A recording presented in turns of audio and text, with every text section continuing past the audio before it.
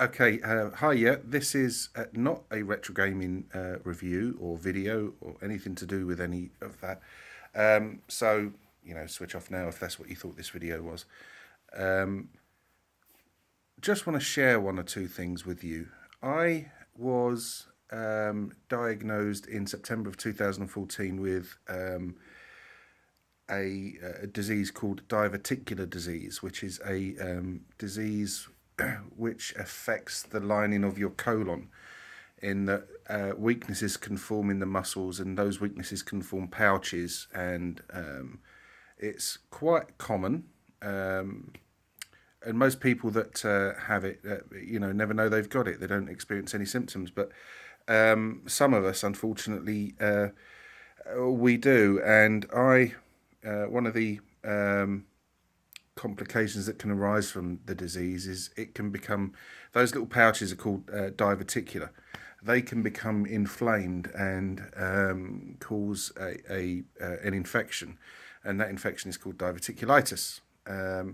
Now, I was unfortunate enough in September 2014 to suffer from that, and it was the first time I'd ever heard of the disease. I didn't have a clue what it was until I was admitted as an emergency admission to my local hospital, and was kept in for 10 days because I'd had a massive infection that had perforated, and I was slowly being poisoned. And it was treated aggressively with antibiotics, and I was told that I would likely have to have surgery to remove the affected part of my colon, and that this could likely result in having a stoma, sort of an opening created outside of my body for my waste products to be collected, etc., in a colostomy bag. Now, you can imagine I'd never been in hospital before at all, apart from when I was a kid, when you fall over playing football. I had stitches a couple of times. I'd never been admitted to hospital for anything. So this was really quite sort of a shocking and upsetting piece of news to receive.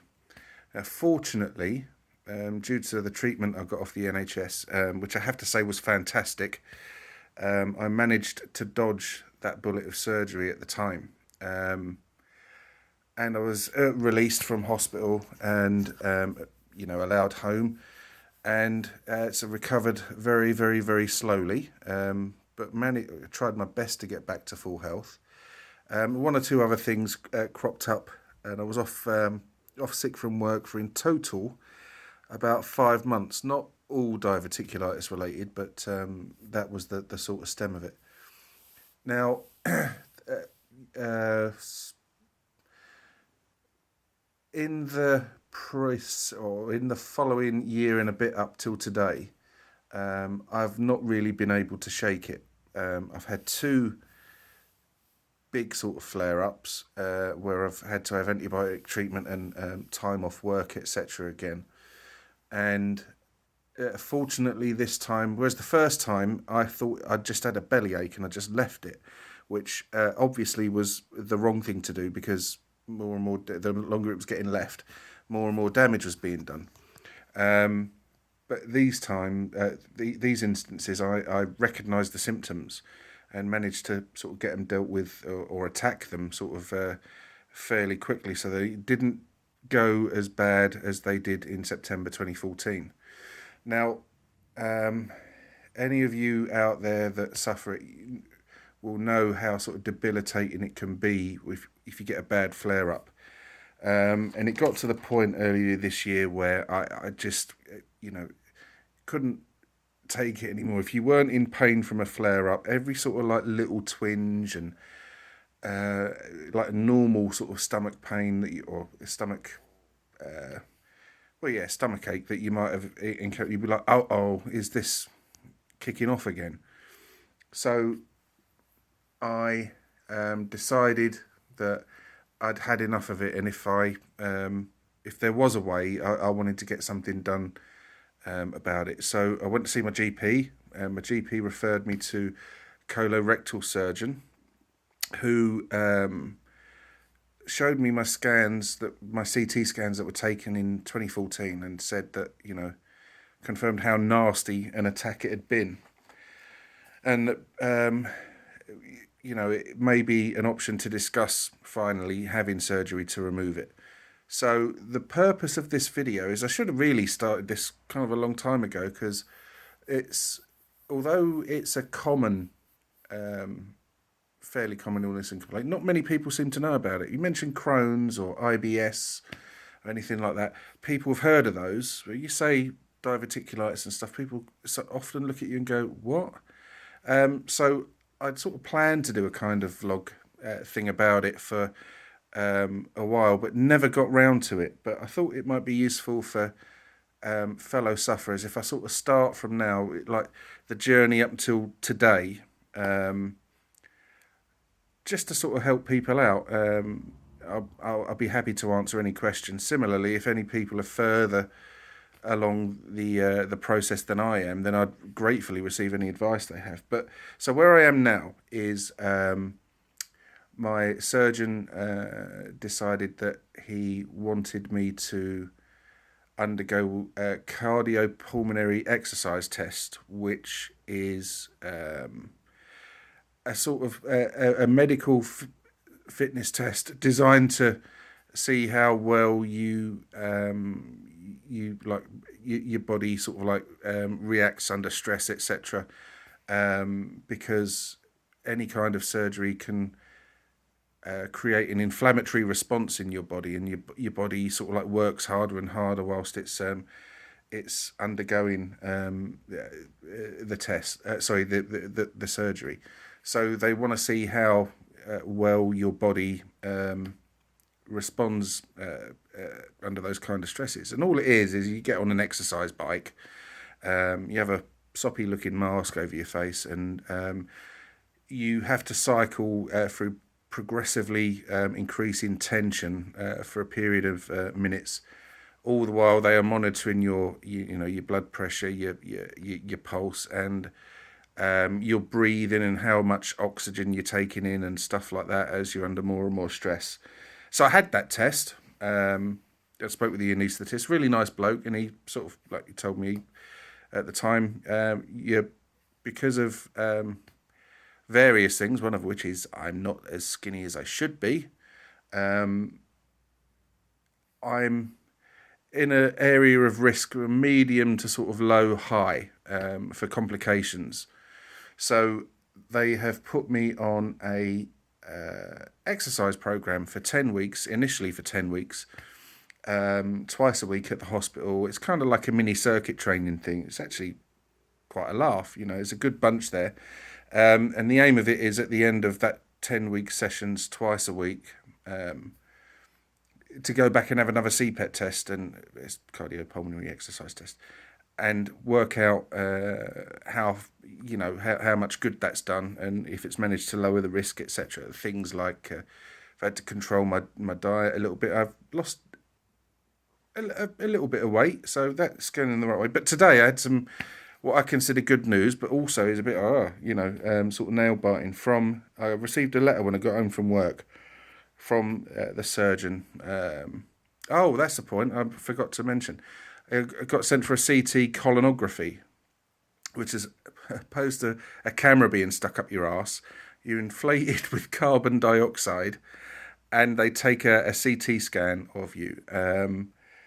It was a strange experience. There were a couple of nice girls that did it, but it was a bit embarrassing.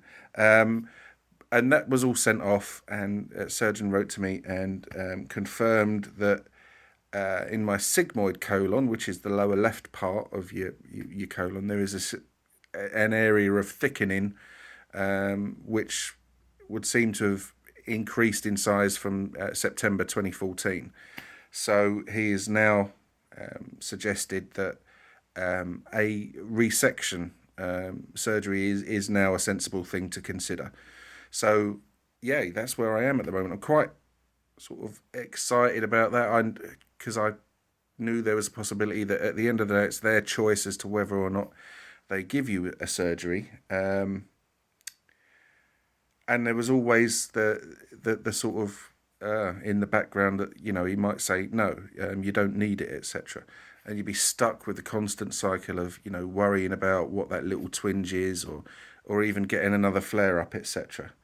So that's where I am at the moment. I am now waiting to finish my exercise program, go back and see the anaesthetist and complete another CPET test, and then see the surgeon, where he says we're going to discuss the surgical intervention at some point in the future. Now, like I said at the start, I'd never heard of this thing before, and I'm sure there's many of you out there who've never heard of it, diverticular disease, before. But it is common. It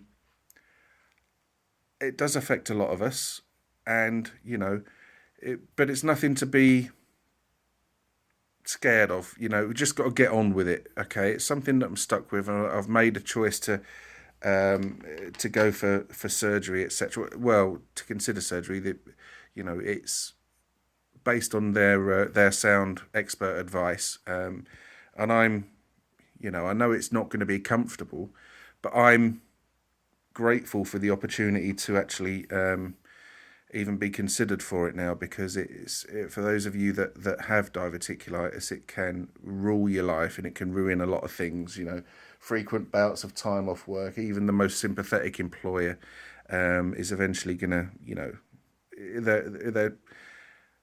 their amenability is going to become a little bit strained at times. Can't say I've found that too much, but, you know, I think you know what I mean. So what I'm going to do is just sort of a couple of times in the run up, I'm just going to do a couple of like little update videos, etc. About, you know, the processes that I'm going through, etc., to show you that it's all new to me, as it will be new to many of you. That a lot of these things are nothing to be scared of. They're something to be concerned about, you know, and consider, but you don't have to be scared of it, and you don't have to let diverticulitis or DD ruin your life, or rule it, importantly. So that's this video, okay? It's nothing to do with the ZX Spectrum, nothing to do with retro gaming. If any of you out there have found this information useful, then please, by all means, if you've got any questions, please leave some comments below.